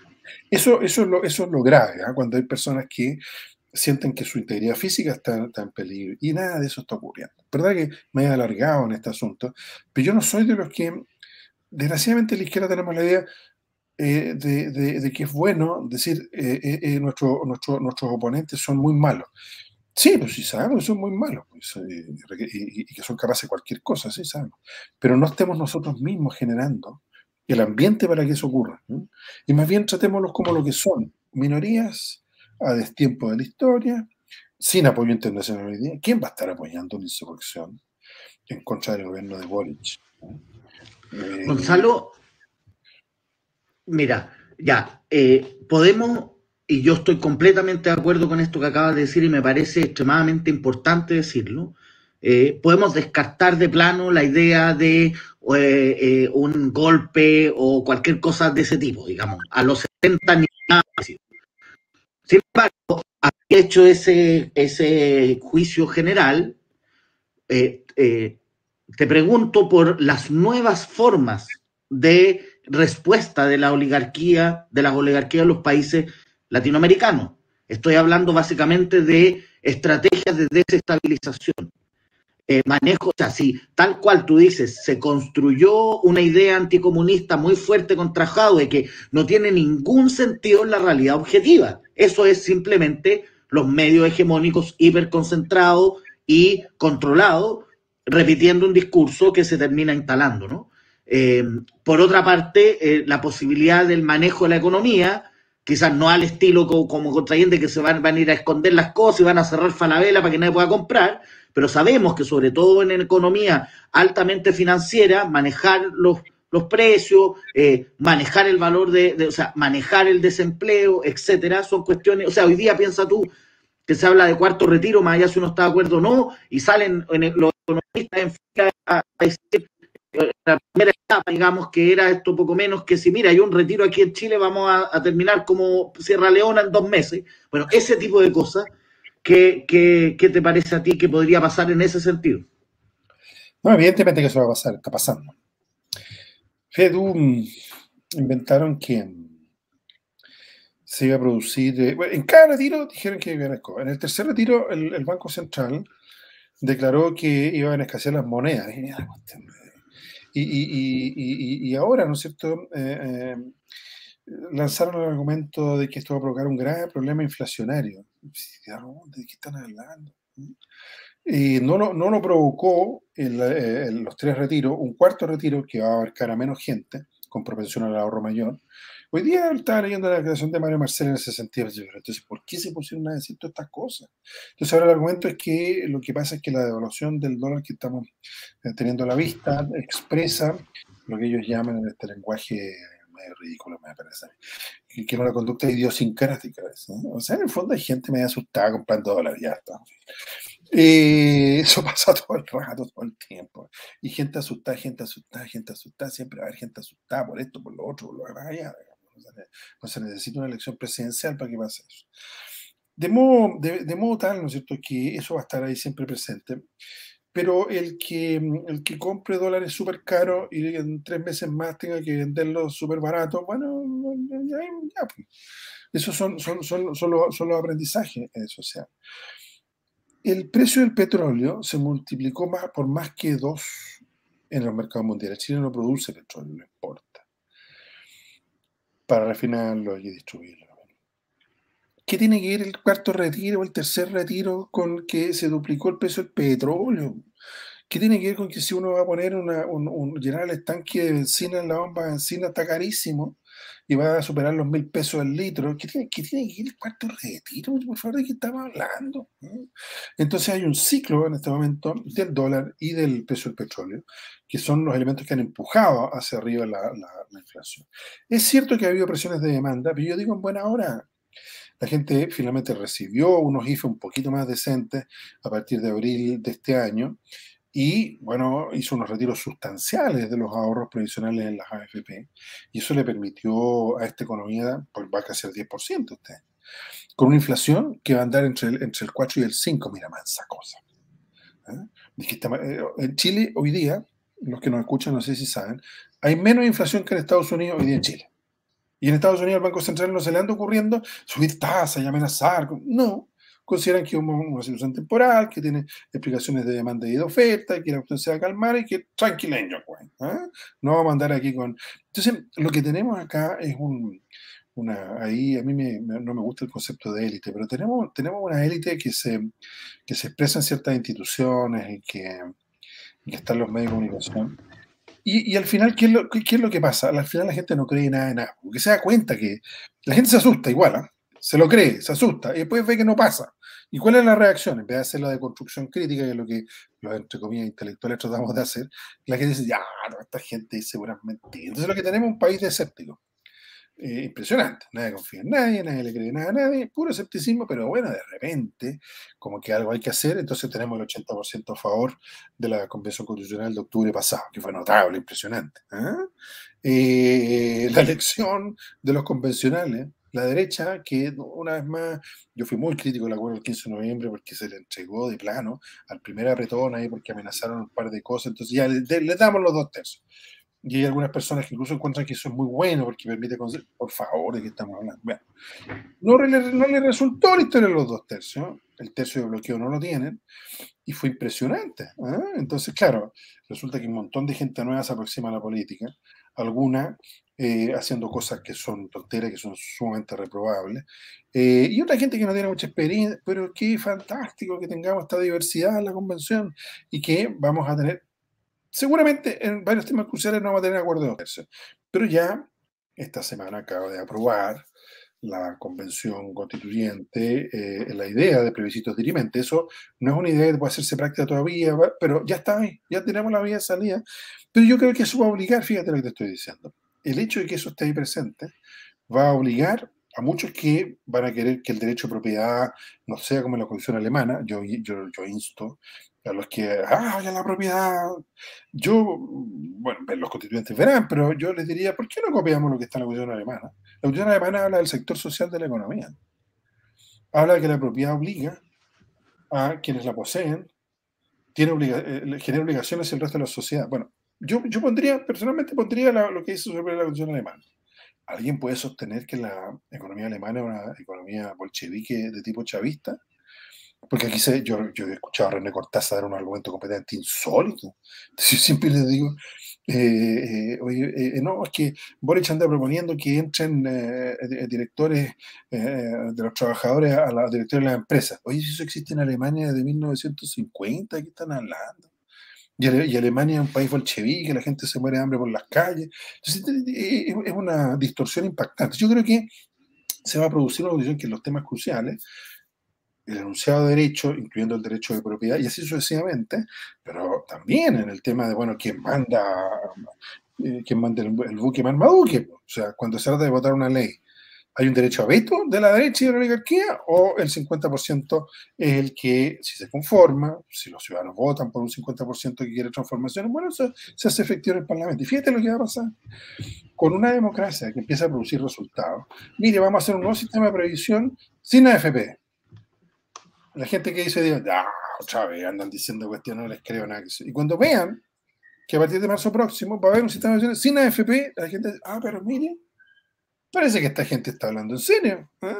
Y eso va a represtigiar a la democracia como mediación entre las aspiraciones populares, las luchas populares, las voluntades colectivas y las instituciones. Porque ya tenemos instituciones en donde todo el mundo gira para un lado y las instituciones operan para el otro lado. Y les encanta. Entonces, es que la autonomía del Banco Central, la autonomía del Banco Central respecto a aquí, ¿de qué estamos hablando? ¿Son dioses? ¿Quién? Por favor, ellos se deben a una tarea específica, la política monetaria, que la Constitución tiene que mandatarle a quien además se preocupen no solo de la inflación, sino que también del empleo. Que sean autónomos con muchos órganos, y la Contraloría también es autónoma, y varios otros órganos son autónomos, y el INE ojalá que sea autónomo, sí, pero autónomo en el contexto de una política, pues. Aquí no puede haber, ¿no es cierto?, unos señores que fíjense que, no, la economía la mandan unos señores, ¿y por qué esos señores mandan la economía? ¿Quién les dio ese mandato? Entonces, evidentemente, eso es la generación de la autoridad del Banco Central y por supuesto, el dar cuenta de lo que hacen. Eso va a cambiar. Y fíjate que no va a pasar nada, no va a pasar nada, no se va a derrumbar el país. Aquí el mundo vive situaciones difíciles, pero no tiene nada que ver con el programa de Jadwe o el programa de Boric. En el de Boric yo no participaba, ahora soy candidato a senador por Santiago, en fin, para no provocar tensiones y la gente del Frente Amplio, a los que somos más viejos, ¿no es cierto?, nos encuentran todo tipo de efectos. Bueno, está bien, ya no hay problema. Pero en la defensa del programa de Jadwe, Chaitana ahí, esa cosa de Mercurio.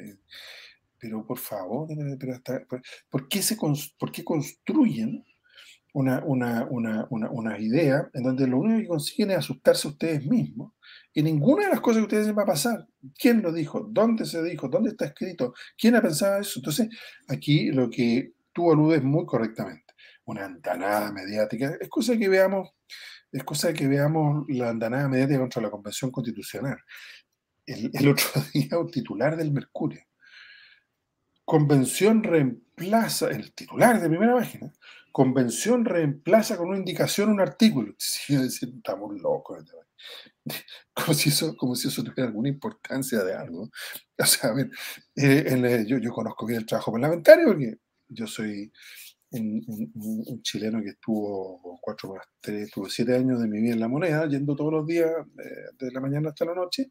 Entonces algo sé cómo funciona el asunto, y resulta que todo el rato se hacen indicaciones, o sea, nada que ver con nada. Oye, primera plana del Mercurio, porque ese día tienen dicho ya, ¿por qué le damos a la convención?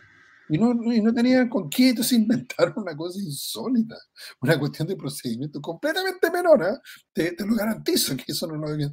Pero entonces la idea, mira las cosas horrorosas que está haciendo Fíjate que la convención reemplazó un artículo que había aprobado antes por una indicación sustitutiva. Qué cosa más grave. Yo creo que si alguien escucha esto, y de haber leído en Mercurio ahí, bueno, será, pues el Mercurio lo dice, será, pero con 2 dedos de frente, en suma, los medios, la manipulación, la creación de climas, están ahí.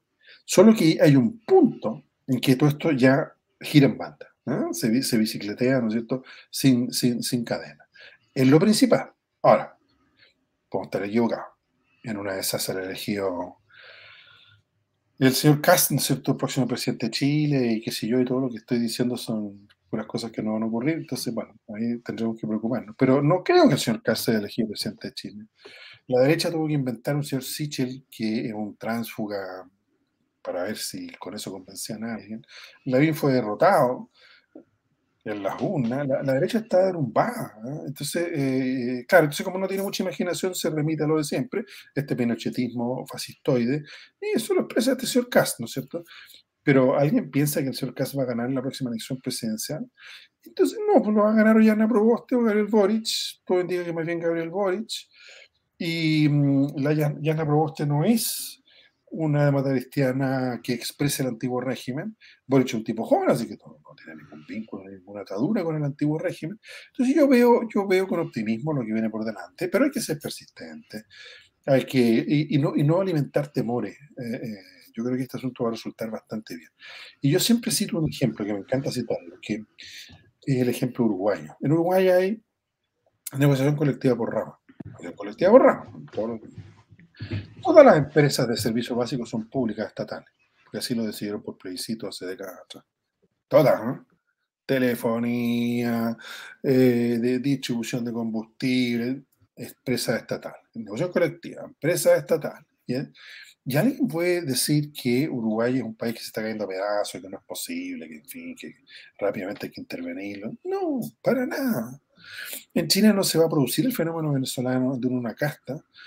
Lo que pasó en Venezuela es como si en Chile un grupete se hubiera agarrado a Codelco, se hubiera puesto a distribuir, gobernando y distribuyendo la base de Codelco y al mismo tiempo aserruchando el árbol, ¿no es cierto?, que otorga esa capacidad, no el árbol, sino que la rama del árbol que genera, ¿no es cierto?, este clientelismo rentista. Yo soy muy duro en contra, yo siempre fui contrario a Chávez y mucho más a Maduro. Y me parece terrible lo que ha pasado con la revolución nicaragüense.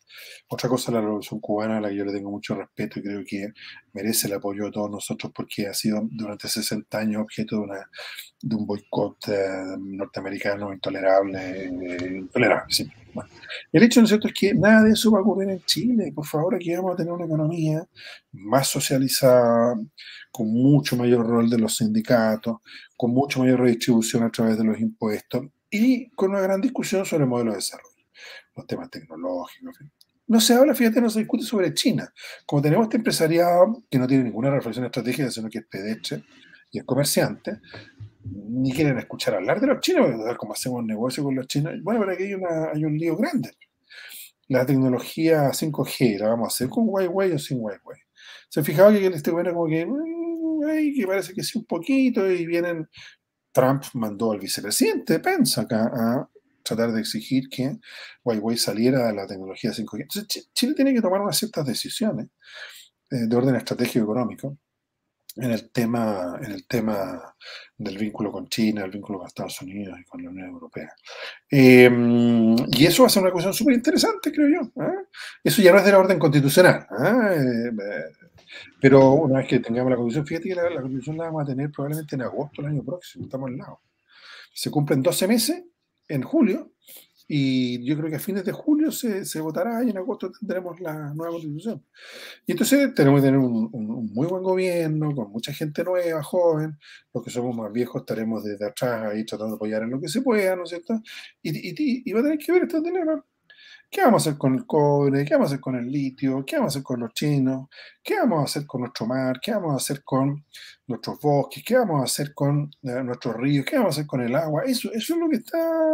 Vamos a tener o no un cambio importante en nuestros modelos de consumo porque simplemente este asunto no da. ¿Qué vamos a hacer con la Araucanía? Se fijan que tampoco se discute. ¿Qué vamos a hacer con la Araucanía? Porque la respuesta de la derecha es represión, represión, represión, represión. Ahí tienen el resultado. Y los Arboes y otros, ¿no es cierto? Lo mismo, pues sabemos que son la misma cosa. Entonces, ya, preséntanos, ¿qué vamos a hacer? ¿Cuál es el interlocutor para conversar allá? No es sencillo. ¿Y hasta dónde estamos dispuestos a hablar de autonomía? ¿La Constitución qué va a decir en la materia? Dirá cosas, espero yo, tan fuertes e importantes como que los pueblos originarios tienen derecho a tener autonomía política en determinados territorios, en condiciones que fije la Constitución. Ya, muy bien, excelente, maravilloso, va a ser un gran reconocimiento, un gran avance. Ya la presidencia de Loncón de la Convención lo ha sido simbólicamente, pero va a tener que pasar al asunto práctico. Ya, pues, ¿cómo lo vamos a organizar, muchachos? Ya, ¿qué vamos a hacer con la forestal? Señores del grupo Mate, sentémonos a ver aquí, ¿cómo lo ven ustedes este asunto? Porque está claro que lo que ustedes han hecho se acabó, porque ese es el punto. El grupo Mate montó un sistema en el cual se apropiaron con subsidio del Estado, acuérdense, décadas, ¿no es cierto?, todos los chinos subsidiando al grupo Mate y otros para que se produjeran las plantaciones que permiten todavía esta industria de exportación con mayor o menor industrialización. Y bueno, y resulta que eran territorios mapuche. Ah, mire qué interesante. Bueno, ahí le damos una plata si molestan mucho. Eso se acabó, se acabó. Entonces, ¿cómo no va a tener Chile gente suficientemente inteligente para decir, uno, reconocer que se acabó, dos, bien, pues, ¿y ahora qué hacemos? Y eso es diálogo. Yo creo que el que diga, no, esta es la solución, está equivocado. Eso va a partir por, y diálogo con quién, bueno, con los interlocutores que los pueblos originarios tengan. Po. Ah, es que no me gustan. Ah, bueno, mire, ¿sabe qué? Nosotros tampoco les gustamos a ellos, para ser franco. ¿No? No sé si se entiende el punto. Entonces, Sí, por yo no supuesto. me asustaría tanto, te fijas tú, porque es como la continuidad, ¿eh? Es como la continuidad mercurial. Yo insisto que ver los titulares del Mercurio de todas las maneras es cada día más ridículo. O sea, vuelvo a repetir esta cosa de que el escándalo era que se había reemplazado un artículo, y una cosa ya de loco, te digo cualquier cosa, ¿no? Y fíjate tú, entonces yo creo que eso Perdona, no, va te iba a para decir adelante. esto que salió en la segunda hace poco, que decía el candidato que estaba punteando no tiene programa como gran titular, y después el contenido de la noticia era que se había retirado porque se estaba haciendo un proceso de participación, pero el titular es Boric no tiene programa, digamos. Ese tipo de Claro, cosas. ya, pero por último, es una tergiversación, una tontera, porque además se desarma en 5 minutos el que lee la noticia. Pero por último tiene que ver con el programa, no sé qué, el candidato, algo tiene que ver con algún parámetro en realidad.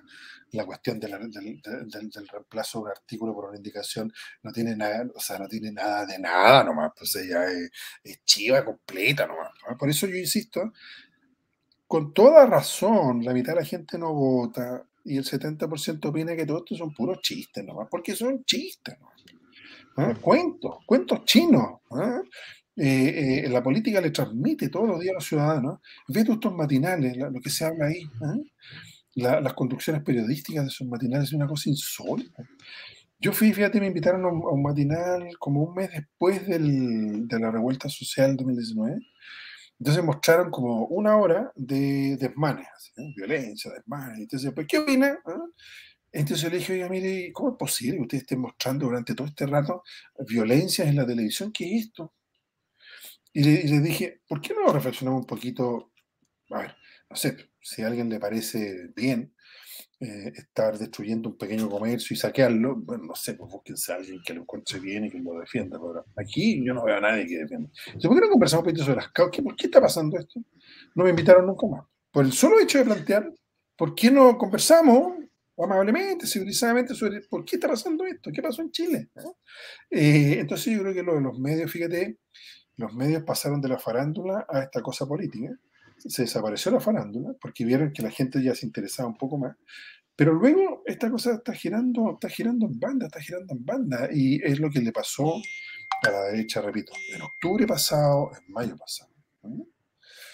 Con lo cual hay que ser optimista, hay que ser firme, hay que mantener el norte, no hay que dejarse llevar, ¿no es cierto?, por las pasiones del momento, todo lo cual yo creo que nos debe llevar a ser optimistas. Así lo veo yo, puedo estar totalmente equivocado, pero en fin, es la visión que uno tiene por la gente. Gonzalo, bueno, te quiero súper agradecer, te quiero pedir disculpas acá públicamente, bueno, atrasar un poquito, una confusión, pero digamos, espero que para ti haya valido la pena. Mi opinión es que hemos tenido una conversación extremadamente valiosa, porque en general, para ser bien franco, nosotros acá en este programa estamos entrevistando a las personas como del Frente Amplio, que son cabras y cabros jóvenes, qué sé yo, pero tener una visión de conjunto de este asunto responsable, honesta, como tú la has hecho, yo creo que de verdad te lo digo, un documento que yo voy a tratar de compartir lo más posible, porque nos permite entender qué fue lo que pasó, pero también nos permite tener claridad respecto a, o no claridades, pero a lo menos nos da reflexiones respecto a lo que viene para el futuro. Así que Gonzalo, te agradezco muchísimo por este tiempo, te agradezco muchísimo la honestidad, la autocrítica, también digamos, la rigurosidad para tratar cada uno de los asuntos. Y no sé, pues sí, yo sé que tú ahora eres candidato, hemos hablado cosas muy de fondo, esto no ha sido un programa como de publicidad, pero si quieres decir algo No, para terminar, por favor, Gonzalo, lo que tú quieras. no, al contrario, simplemente, tocayo, agradecerte. son pocos los espacios, aunque se van abriendo cada vez más, ¿verdad? De conversación a fondo, en fin. Y que no giren en los tópicos biográficos solamente, sino que, bueno, a ver, bueno, la historia chilena es apasionante, la historia reciente es apasionante. Se ha escrito poco, realmente.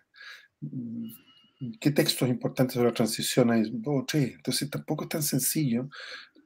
Para un joven de hoy, como tú mismo, o más jóvenes todavía, le preguntarán a sus papás, no sé qué, pero no, yo le encuentro razón que tenga una visión tan crítica, porque ellos ven lo que es la sociedad chilena hoy día y dicen, chuta, esta gente, pucha, ¿qué hizo, digamos? Entonces ellos no tienen por qué meterse en estas cosas que hemos estado comentando, pero sin embargo son parte también de los procesos. Sobre todo, me gusta mucho tu reflexión, Gonzalo, sobre todo pensando en lo que viene para adelante, porque lo que viene para adelante no es nada sencillo. Cuando se dice, bueno, y ustedes quisieron 30 años, yo digo, a ver, y ustedes que están desde el 2011, ¿qué han hecho? Todo esto para decir que las cosas a veces son más lentas de lo que uno quiere. Pasaron cosas súper importantes en los 30 años y ahora han pasado cosas súper importantes, pero no todo lo que uno hubiera querido. Y ahora esta cuestión se pegó un acelerón. Y yo por lo menos lo vivo y es lo que quisiera, Gonzalo, te diga, transmitir a los que nos están escuchando, con alegría y con optimismo. Están pasando cosas notables en la sociedad chilena, fantásticas. Y yo creo que mientras yo veo muchas, porque salgo para todos lados, no sé qué, esto de las campañas tiene esa virtud. Que si uno saldrá elegido o no, ya ese es otro problema, y a mí personalmente me da lo mismo. No.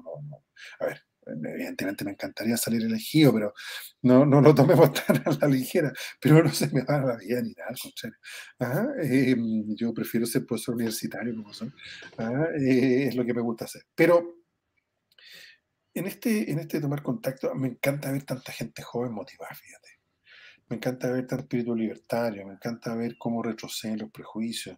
El otro día estábamos ahí acompañando la programación de Emilia Schneider con todo el simbolismo que ella representa. Me encantó el juego de palabras, transformación, que encontré divertido. Yo lo encuentro maravilloso, no sé si me explico. Encuentro que todas las aspiraciones libertarias que uno tenía desde joven, desde muy joven, y de transformación de esta sociedad, de hacer retroceder a su oligarquía, que es poderosa y es cruel. Pero eso se está haciendo con una aceleración de los tiempos en este momento.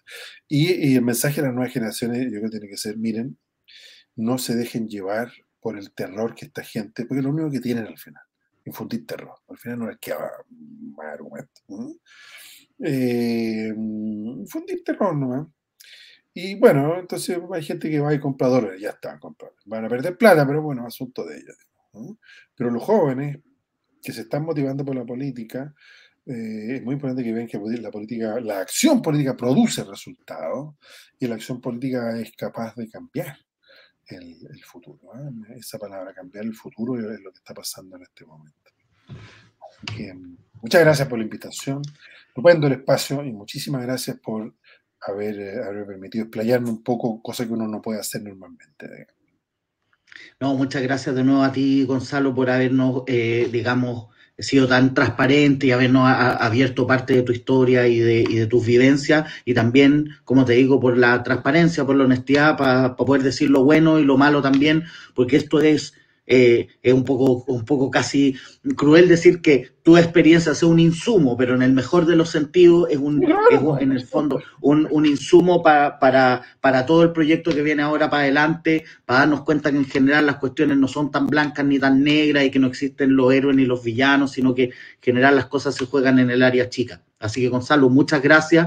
Lo hemos pasado muy bien y ojalá tengamos la oportunidad en el futuro de volver a conversar, porque esto siempre se va moviendo y tener una persona con tanta experiencia para nosotros. Muchas gracias, tocayo. Ya, Gonzalo, muchas gracias. Bueno, yo voy a aprovechar de despedir el programa. Les agradecemos muchísimo por habernos acompañado el día de hoy. Realmente tengo la impresión de que tenemos aquí un archivo, tenemos un documento audiovisual que nos sirve para entendernos más como sociedad. Les agradezco mucho a todas y a todos y vamos a seguir aquí tratando de producir un espacio donde podamos reflexionar con nuestras claves, con nuestros conceptos, con nuestra gente y no con la de los poderosos. Nos vemos. Chao. De las esferas que desploma la quimera. De las esferas que desploma la quimera.